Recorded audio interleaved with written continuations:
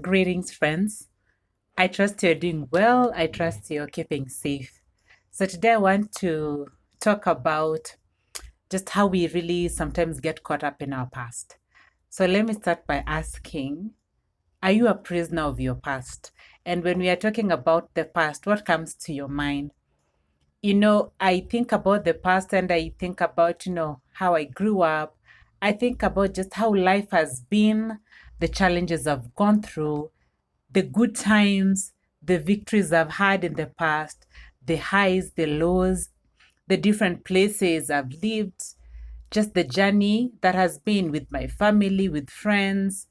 I think about, my career, my professional life, how it has grown. And maybe for you, it's similar or maybe there's something different that you have.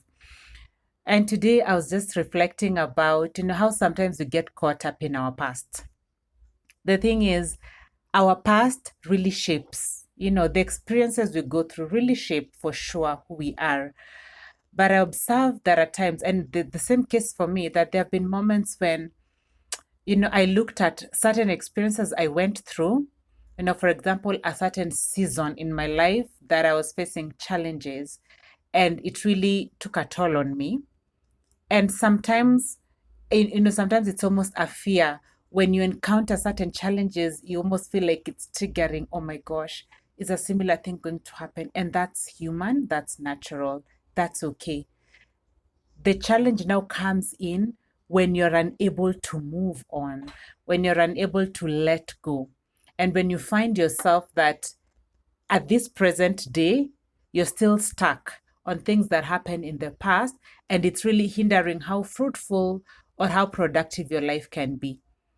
And then there's also another side, when you're talking about prisoners of our past, there's also the other side of maybe you had a past where things were really good. And now things are okay, but maybe not as good. And you find some people, I don't know if you've had, stories or, people sharing and they recall. And it's always beautiful anyway to recall moments when, things were good. And someone tells you in those days, I was the person, I was the man, I used to do this. And that's okay. But again, I just want to call on you to really begin to see, are these people, or if it's you, are they stuck, for example, in the successes of their past?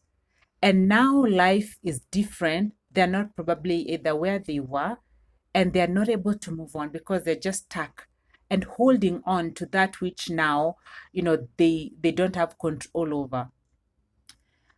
When I think about, especially for us as, career women, and I think this also really applies to men, in our career journey, maybe there are moments you are a big shot. There are moments when, or there was a time when your career was really flourishing. And life happens, COVID even happened the other day, but also life happens, people are retrenched, and there's a lot of just challenges that come in life. And then you find yourself in a situation where maybe you are not even holding a role or a senior role or a prestigious role that you used to have before. And so in the present day, you're unable to adapt to what your current situation is because you're still holding on.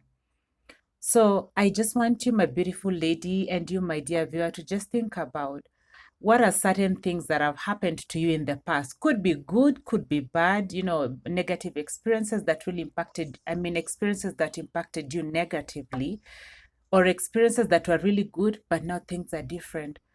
Are there things that you're still holding on to and you're struggling to let go?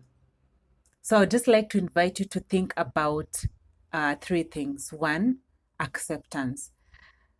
Life is for now. This is your moment. It's important to be in touch with, what is my reality now? What is my circumstance now?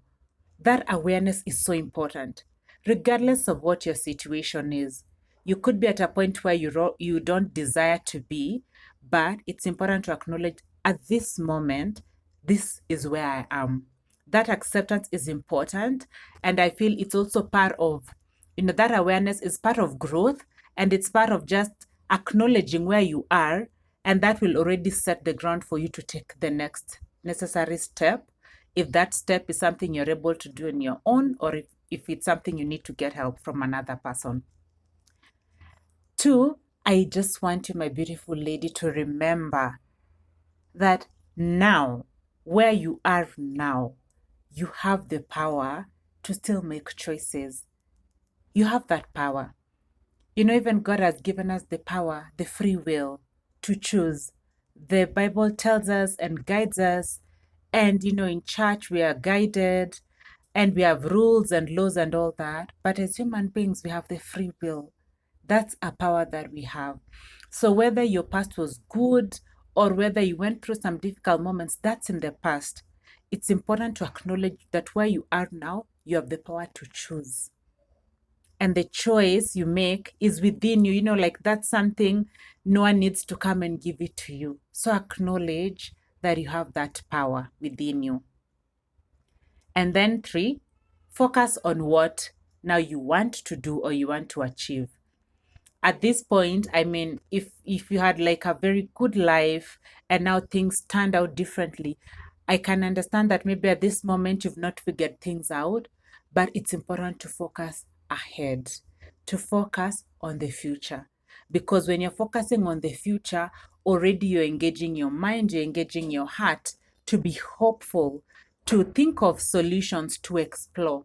But when you're held up in the past, when you're a prisoner of your past, then you're really stuck and there's nothing you can do about the past. So, my beautiful lady, are you a prisoner of your past? I just want you to know that there is something you can do now. You have the power to choose, you have the power to visualize what you want. At least those are things you can do. And above all, keep your hope and faith in God and just trust God to make the way for you.